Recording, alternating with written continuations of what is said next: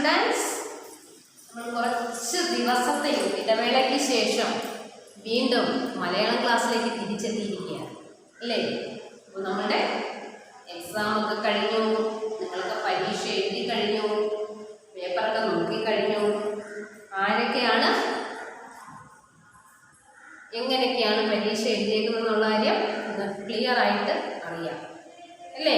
എത്ര പേര് പഠിച്ചെഴുതി, എത്ര പേര് പഠിക്കാതെ എഴുതി എന്നുള്ളത് കൃത്യമായിട്ട് നിങ്ങൾക്കറിയാവുന്നതാണ്.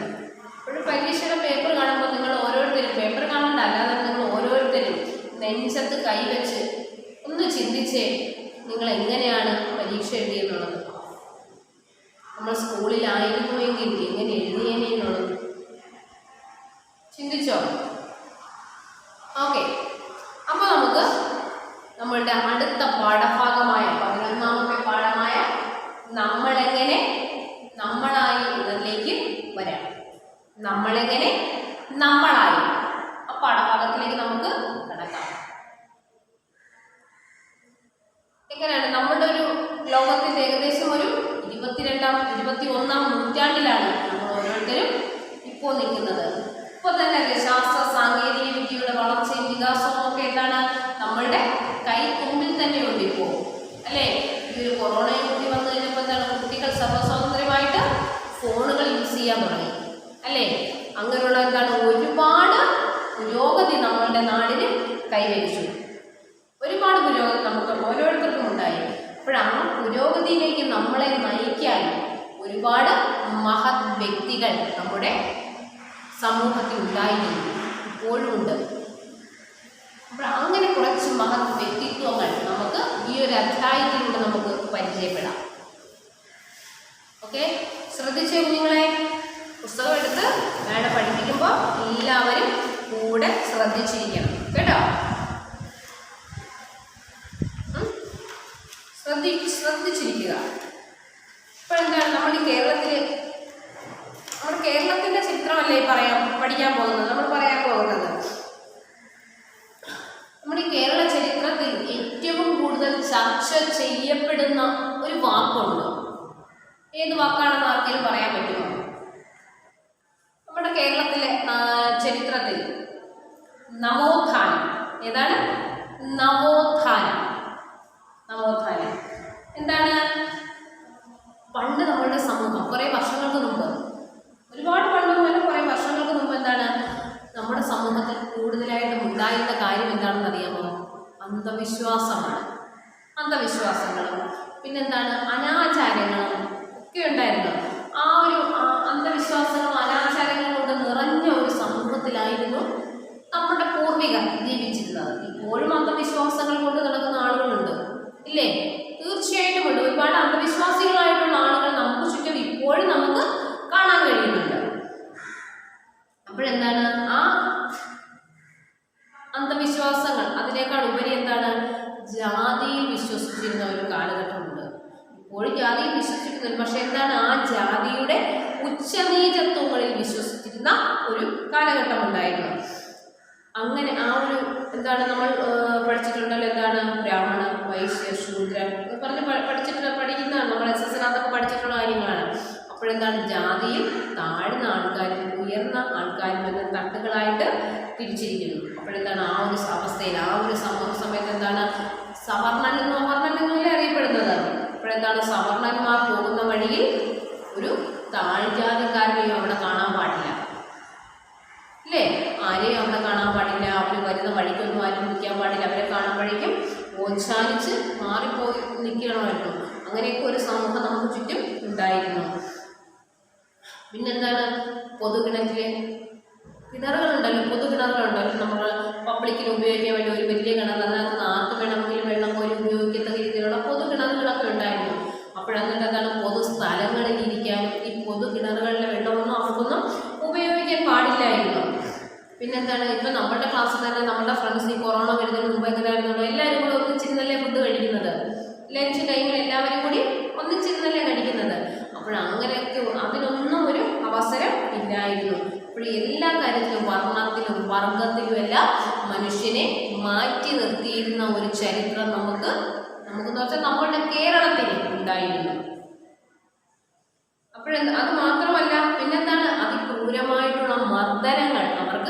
ഏൽക്കേണ്ടി വന്നിട്ടുണ്ട്. അങ്ങനെ ഒരു കാലഘട്ടം നമുക്ക് ഉണ്ടായിരുന്നു. എന്തൊക്കെയായിരുന്നു? നമുക്ക് ഏതൊക്കെ കാര്യങ്ങൾക്കായിരുന്നു? ജാതീയമായിട്ടുള്ള ഉച്ചനീചത്വങ്ങൾ ഉണ്ടായിരുന്നു.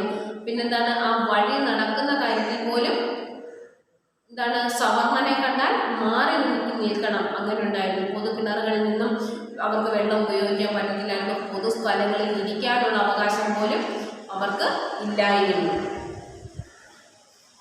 അപ്പോൾ അങ്ങനെയുള്ള കുറേ കാര്യങ്ങൾ നമ്മളുടെ പൂർവികര് അറിയാം. നിങ്ങൾക്ക് അമ്പലത്തിൽ കയറാനുള്ള അവകാശമൊന്നും ഉണ്ടായിരുന്നില്ല. ക്ഷേത്ര പ്രവേശന വിളംബരമൊക്കെ പിന്നീടാണ്, അതിനുശേഷമാണ് എല്ലാ വിശ്വാസികൾക്കും അമ്പലങ്ങളിൽ കയറാനുള്ള ആ ഒരു സർക്കുലറൊക്കെ വന്നത്. അപ്പോഴെന്താണ്? ഇതിനെ അങ്ങനെയുള്ള ആ ഉച്ചനീചത്വങ്ങളെ എല്ലാം നമ്മൾ അതിജീവിച്ചു, അല്ലേ? ആ ഉച്ചനീചത്വങ്ങളെല്ലാം നമ്മൾ അതിജീവിച്ചിട്ട് നമ്മൾ മുന്നോട്ട് വന്നിരിക്കുന്നത്. ഇപ്പം നമുക്ക് ജാതി വ്യത്യാസം ഉണ്ടോടോ? ഇല്ല. നമുക്കിപ്പം ഏത് അമ്പലങ്ങളിൽ വേണമെങ്കിലും കയറാം. ഈ പറയുന്ന അന്ധവിശ്വാസങ്ങളുണ്ടോ? ഇല്ല. സവർണൻ വരുന്ന വഴിയിൽ അവർണനും കൂടി നടക്കാമല്ലോ. ഇപ്പം എല്ലാവരും ഒന്നിച്ച് തോളിൽ കൈയിട്ടുകൊണ്ട് നടക്കുന്ന ഒരു സൊസൈറ്റിയാണ് നമുക്ക് ചുറ്റും ഉള്ളത്, അല്ലേ? ആർക്ക് വേണമെങ്കിലും ഏത് പൊതുസ്ഥലത്ത് വേണമെങ്കിലും ഇരിക്കാം, കിടന്നുറങ്ങുക വരെ ചെയ്യാം, എവിടുന്ന് വേണമെങ്കിലും വെള്ളം എടുത്ത് ഉപയോഗിക്കാം. അങ്ങനെ ഒരുപാട് സ്വാതന്ത്ര്യം കിട്ടിയിരിക്കുന്നു നമ്മൾക്കിന്ന്. ആ ഒരു സ്വാതന്ത്ര്യം നമുക്ക് നേടിത്തന്നതിന് പിന്നിൽ ആരുണ്ട്? ഒരുപാട് മഹത് വ്യക്തിത്വങ്ങളുണ്ട്.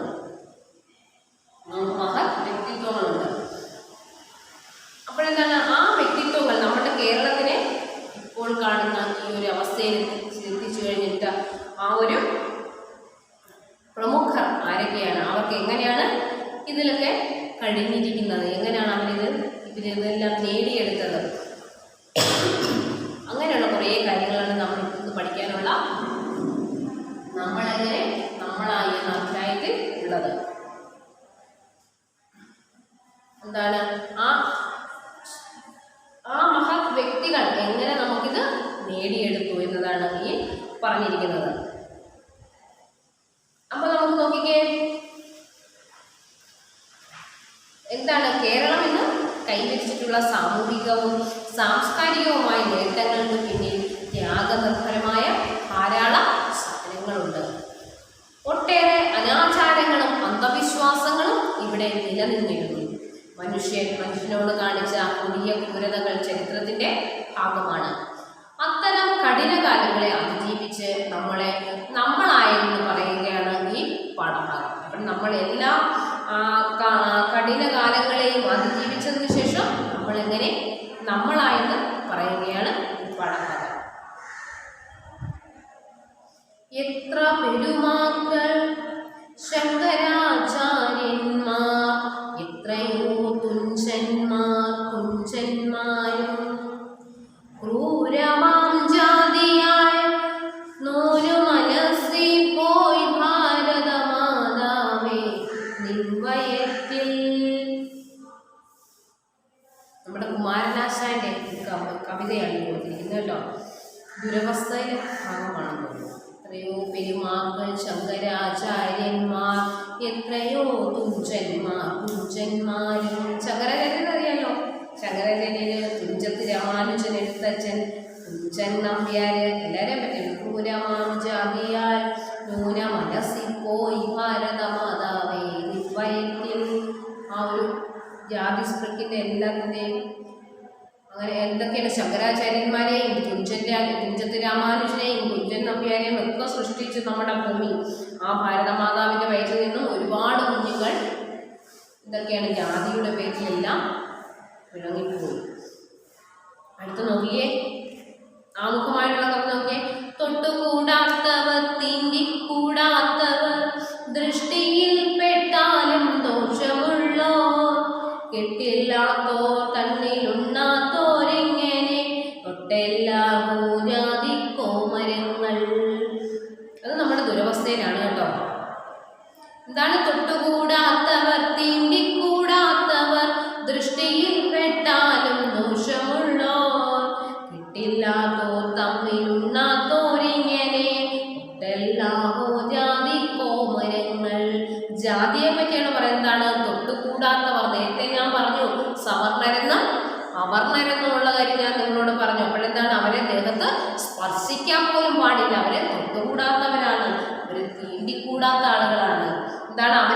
ദൃഷ്ടിയിൽപ്പെട്ടാലും അവരെ ഒന്ന് കണ്ടു കഴിഞ്ഞാൽ പോലും എന്താണ്, ദോഷമുള്ളവരാണ്. ആ സവർണക്കാരെ സവർണനായിട്ടുള്ള ആൾ പോകുമ്പോൾ എന്താണ്, ഒരു അവർണനെ കണ്ടു കഴിഞ്ഞാൽ അതെന്താണ്, അത് ദോഷമാണ്. പിന്നെന്താണ്, കെട്ടില്ലാത്തോർ തമ്മിൽ ഉണ്ണാത്തോരിങ്ങനെ വിവാഹം കഴിക്കുന്നതുണ്ടല്ലോ. എന്താണ്, നമ്മളുടെ ജാതി നോക്കി മാത്രമേ വിവാഹം കഴിച്ചിരുന്നുള്ളൂ. ഒരിക്കലും ഒരു താഴ്ന്ന വർഗത്തിലുള്ള ഒരു കുട്ടിയെ ഒരു ഉയർന്ന വർഗത്തിലുള്ള ആൾ മേടിച്ചിരുന്നില്ല, വിവാഹം കഴിച്ചിരുന്നില്ല.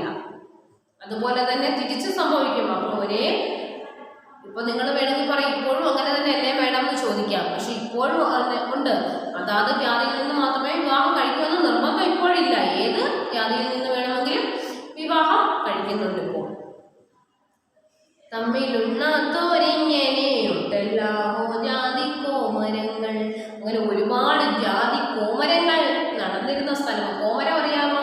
നമ്മൾ ഉത്സവത്തിനൊക്കെ കാണുമല്ലോ, ഭദ്രകാളി ക്ഷേത്രങ്ങളിലൊക്കെ കോമരം തുള്ളുന്നത്, കയ്യിലൊരു വാളുമൊക്കെ ആയിട്ട്. നമ്മുടെ ഏതോ സിനിമയ്ക്കകത്തുണ്ടല്ലോ കോമരം, ദിലീപിന്റെ ഏതോ ഒരു സിനിമയില്ലേ, ഏതോ ഒരു സിനിമയുണ്ട്, അതിനകത്ത് ഇങ്ങനെ കോമരം തുള്ളി വരുന്ന കാണുന്നുണ്ട്.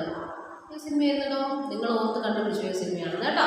അതിൽ നിങ്ങൾക്കപ്പോൾ അറിയാം, കോമരം ചുവന്ന പട്ടൊക്കെ കൊടുത്ത് ഇങ്ങനെ ചുറ്റും മണിയൊക്കെ കെട്ടി ഇങ്ങനെ തുള്ളി തുള്ളി തുള്ളി വരുന്ന ഒരു കഥാപാത്രമൊക്കെ ഉണ്ട്. ആലോചിച്ചെടുത്തോ ഏതാണ്? ശ്രദ്ധിച്ച പുസ്തകത്തിലേക്ക് വരാം.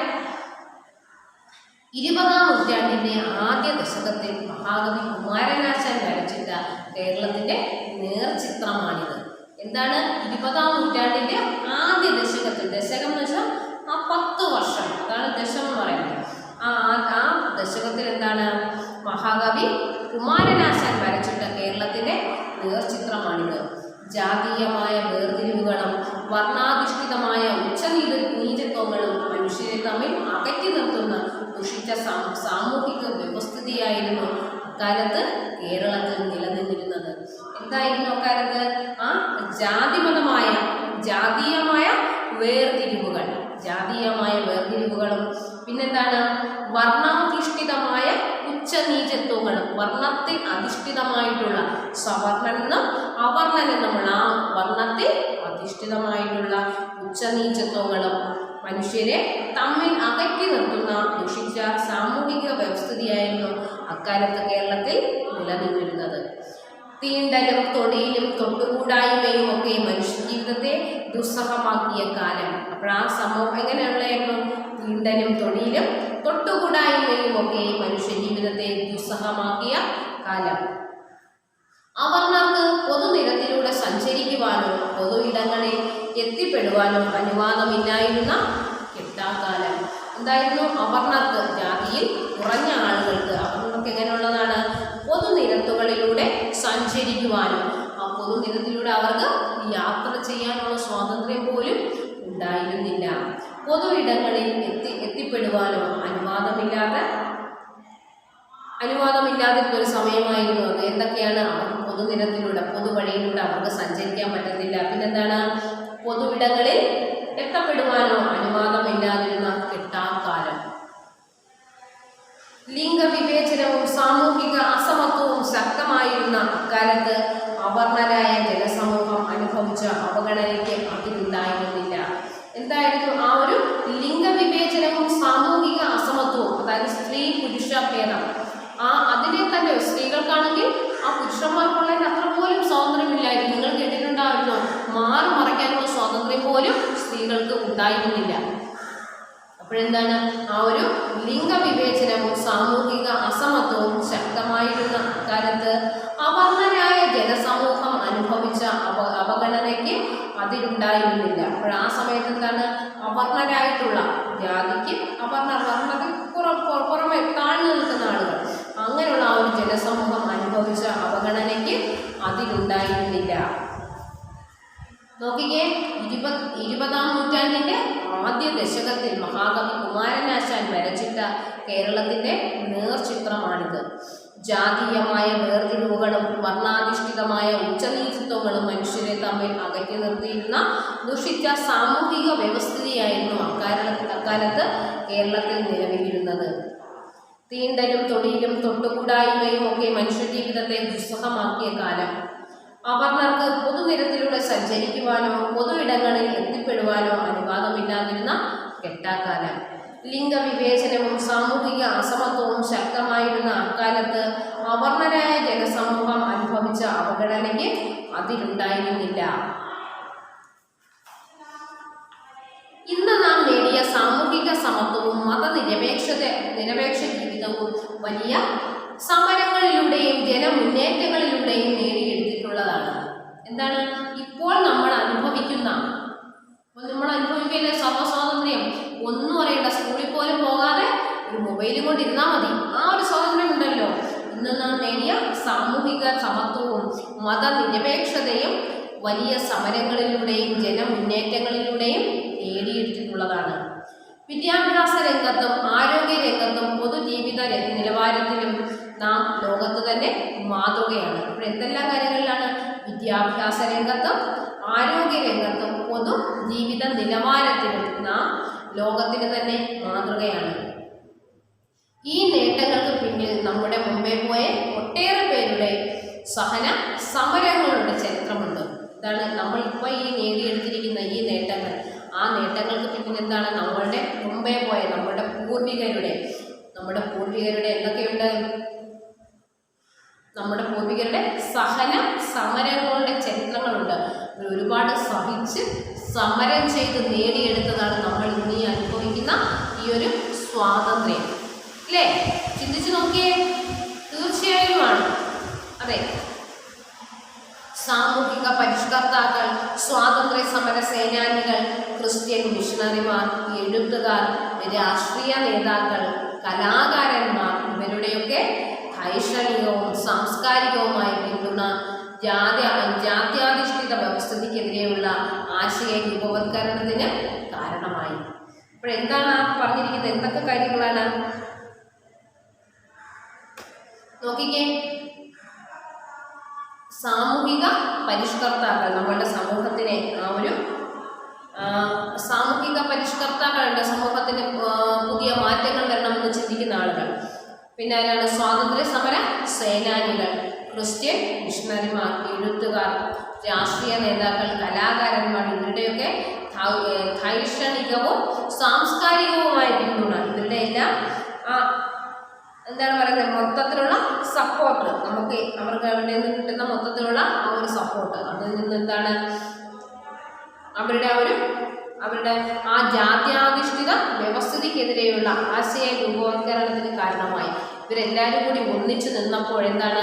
ആ ഒരു ജാതി വ്യവസ്ഥയ്ക്ക് എതിരെയുള്ള ഒരു ആശയ രൂപവത്കരണത്തിന് അത് കാരണമായി. ശ്രദ്ധിച്ച ഒരു പാരഗ്രാഫ് ഒന്നും കൂടി. ഇന്ന് നാം നേടിയ സാമൂഹിക സമത്വവും മതനിരപേക്ഷ ജീവിതവും വലിയ സമരങ്ങളിലൂടെയും ജനമുന്നേറ്റങ്ങളിലൂടെയും നേടിയെടുത്തിട്ടുള്ളതാണ്. വിദ്യാഭ്യാസ രംഗത്തും ആരോഗ്യ രംഗത്തും പൊതുജീവിത നിലവാരത്തിലും നാം ലോകത്ത് തന്നെ മാതൃകയാണ്. ഈ നേട്ടങ്ങൾക്ക് പിന്നിൽ നമ്മുടെ മുമ്പേ പോയ ഒട്ടേറെ പേരുടെ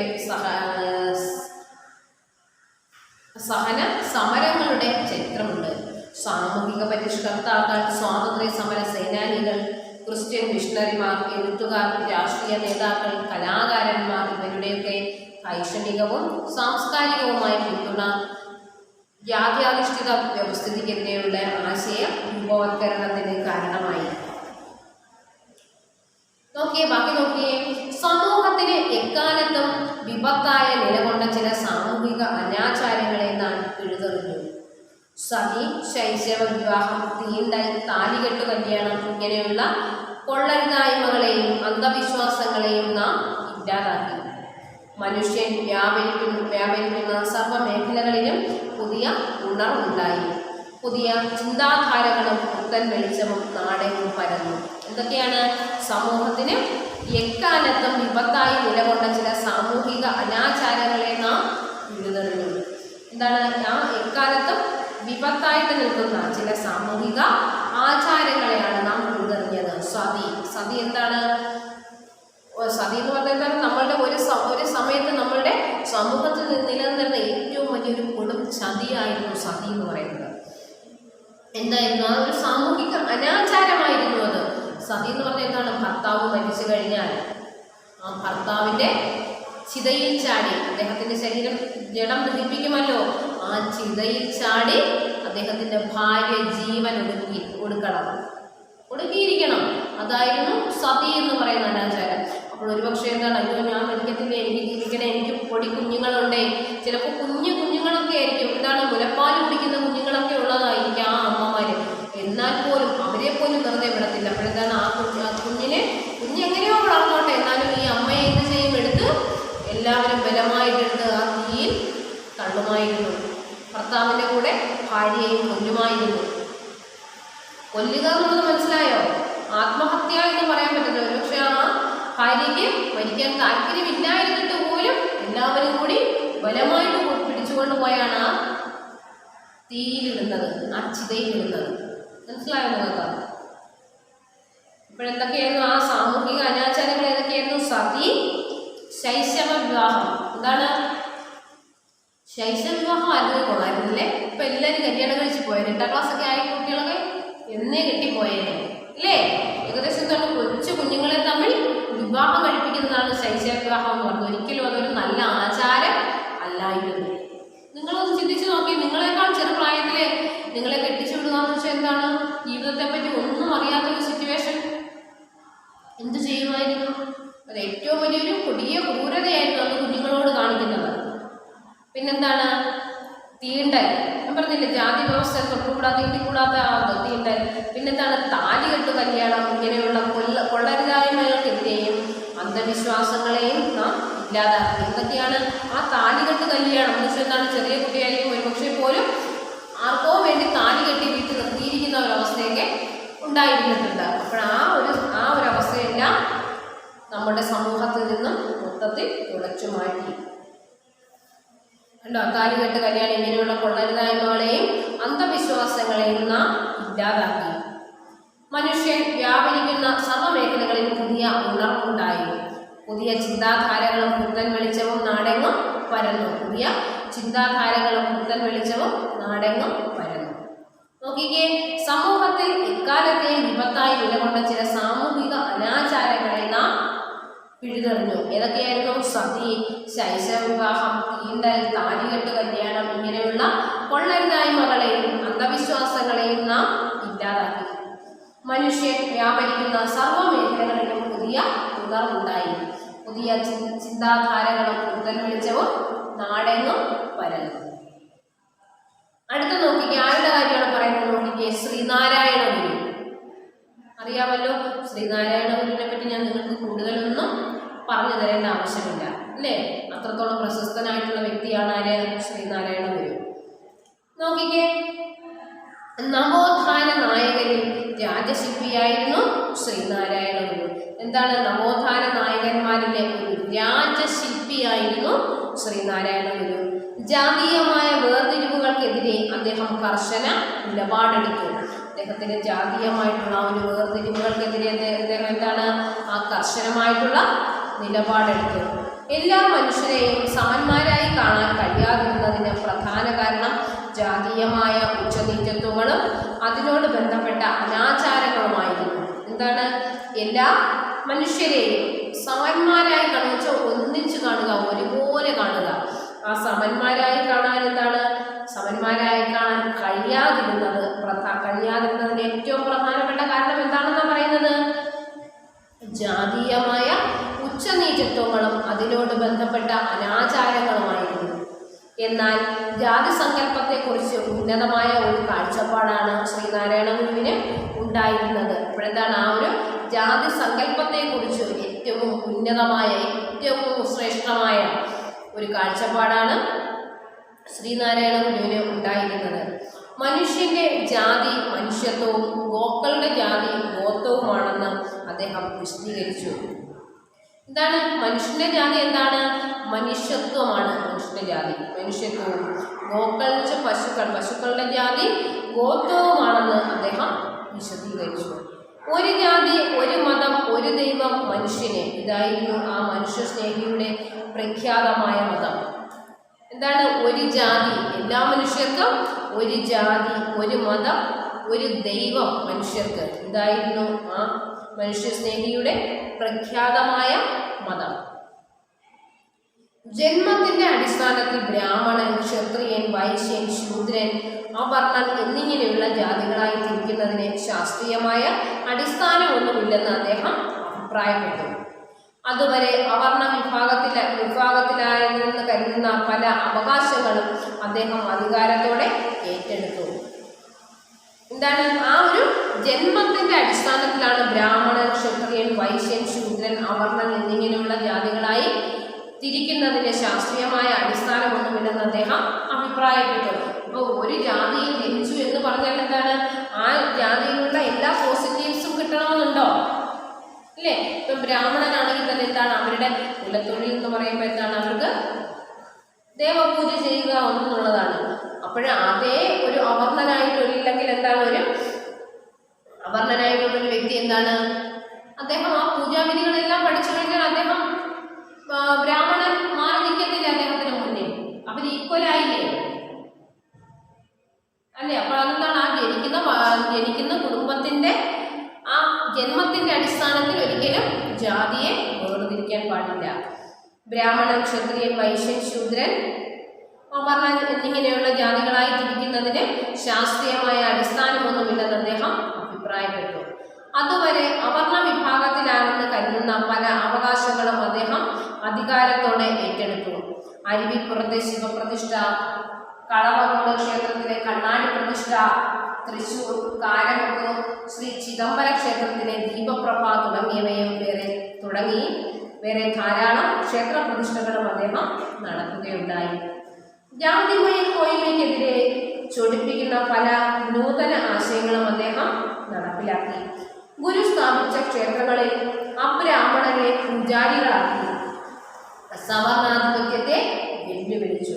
അപ്പോഴെന്താണ് അദ്ദേഹം ചെയ്തത്? എന്താണ് ആ ജന്മത്തിന്റെ അടിസ്ഥാനത്തിൽ ബ്രാഹ്മണൻ, ക്ഷത്രിയൻ, വൈശ്യൻ, ശൂദ്രൻ, അവർണൻ എന്നിങ്ങനെയുള്ള ജാതികളായി തിരിക്കുന്നതിന് ശാസ്ത്രീയമായ അടിസ്ഥാനമൊന്നുമില്ലെന്ന് അദ്ദേഹം അഭിപ്രായപ്പെട്ടു. അതുവരെ അവർണ വിഭാഗത്തിനില്ലായിരുന്നെന്ന് കരുതപ്പെടുന്ന പല അവകാശങ്ങളും അദ്ദേഹം അധികാരത്തോടെ ഏറ്റെടുത്തു. അരുവിപ്പുറത്തെ ശിവപ്രതിഷ്ഠ, കളവങ്കോട് ക്ഷേത്രത്തിലെ കണ്ണാടി പ്രതിഷ്ഠ, തൃശൂർ കാരമുക്ക് ചിദംബര ക്ഷേത്രത്തിലെ ദീപപ്രഭ തുടങ്ങിയവയും വേറെ ധാരാളം ക്ഷേത്ര പ്രതിഷ്ഠകളും അദ്ദേഹം നടത്തുകയുണ്ടായി. ഇപ്പോഴെന്താണ് ഒരു ബ്രാഹ്മണനല്ലായിരുന്നിട്ട് പോലും അദ്ദേഹം എന്താണ് ക്ഷേത്രങ്ങളിൽ പ്രതിഷ്ഠകൾ വെച്ചു. ഏതൊക്കെ പ്രതിഷ്ഠകളായിരുന്നു? അരുവിപ്പുറത്ത് ശിവപ്രതിഷ്ഠ നടത്തി. ശിവലിംഗമാണ് അദ്ദേഹം അവിടെ പ്രതിഷ്ഠിച്ചത്. പിന്നെന്താണ് കളവങ്കോട് ക്ഷേത്രത്തിലെ കണ്ണാടി പ്രതിഷ്ഠ. കണ്ണാടി പ്രതിഷ്ഠയുടെ പ്രത്യേകത എന്താണ്? നമ്മൾ കണ്ണാടിയിൽ നോക്കുമ്പോൾ എന്താണ് കാണുന്നത്? നമ്മളെ തന്നെയല്ലേ കാണുന്നത്. തത്വം അസി, അത് നീയാകുന്നു. നമ്മൾ ശബരിമലയിൽ എഴുതി വെച്ചിരിക്കുന്നത് കണ്ടിട്ടില്ലേ? ശബരിമല പോകണമെന്നില്ല, നമ്മളുടെ ടി.വിയിൽ ഇപ്പോഴും കാണിക്കുന്നത് തത്വം അസി, തത്വം അസി, അത് നീയാകുന്നു, തത്വം അസി. അപ്പോൾ അതുപോലെ എന്താണ് കണ്ണാടി പ്രതിഷ്ഠ. കണ്ണാടിയിൽ നോക്കിക്കഴിയുമ്പോൾ നമ്മൾ ആരെയാണല്ലോ കാണുന്നത്? നമ്മൾ നമ്മളെ തന്നെയാണ് കാണുന്നത്. അപ്പോഴെന്താണ് നമ്മളിലാണ് കുടിയിരിക്കുന്നത് ആര്? ഈശ്വരൻ. കേട്ടോ? തൃശൂർ കാരമുക്ക് ശ്രീ ചിദംബര ക്ഷേത്രത്തിലെ ദീപപ്രതിഷ്ഠ തുടങ്ങിയവയും വേറെ ധാരാളം ക്ഷേത്ര പ്രതിഷ്ഠകളും അദ്ദേഹം നടത്തുകയുണ്ടായി. ജാതി മേൽക്കോയ്മയെ ചൊലിപ്പിക്കുന്ന പല നൂതന ആശയങ്ങളും അദ്ദേഹം നടപ്പാക്കി. എന്താണ് ജാതി മേൽക്കോയ്മയെ ചൊലിപ്പിക്കുന്ന പല നൂതന ആശയങ്ങളും അദ്ദേഹം നടപ്പാക്കി. ഗുരു സ്ഥാപിച്ച ക്ഷേത്രങ്ങളിൽ അബ്രാഹ്മണരെ പൂജാരികളാക്കി. ഗുരു സ്ഥാപിച്ച ക്ഷേത്രങ്ങളിൽ എന്താണ് അബ്രാഹ്മണരെ പൂജാരികളാക്കി. സവർണാധിപത്യത്തെ വെല്ലുവിളിച്ചു. അദ്ദേഹത്തിന് ആ സവർണരുടെ ആ ആധിപത്യം, അവർക്ക് മാത്രമേ അമ്പലങ്ങളിൽ പ്രതിഷ്ഠ നടത്താവൂ, അവർക്ക് മാത്രമേ ക്ഷേത്രങ്ങളിൽ പൂജ നടത്താവൂ എന്നുള്ള അവരുടെ ആ ഒരു ആധിപത്യമുണ്ടല്ലോ, ആ ആധിപത്യത്തെ അദ്ദേഹം വെല്ലുവിളിച്ചു. മനസ്സിലായോ നിങ്ങളെ? അപ്പോൾ ശ്രീനാരായണ ഗുരു എന്തൊക്കെ കാര്യങ്ങളാണ് ചെയ്തതെന്ന് മനസ്സിലായി. അദ്ദേഹത്തിന്റെ പ്രഖ്യാപനം എന്തായിരുന്നു?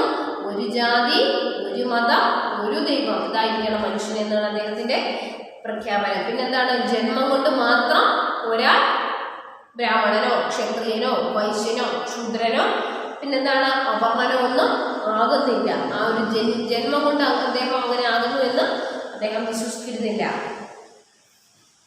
അപ്പോൾ നമ്മളുടെ സമൂഹത്തിൽ ഒരു കാലത്ത് നിലനിന്നിരുന്ന സാമൂഹിക അനാചാര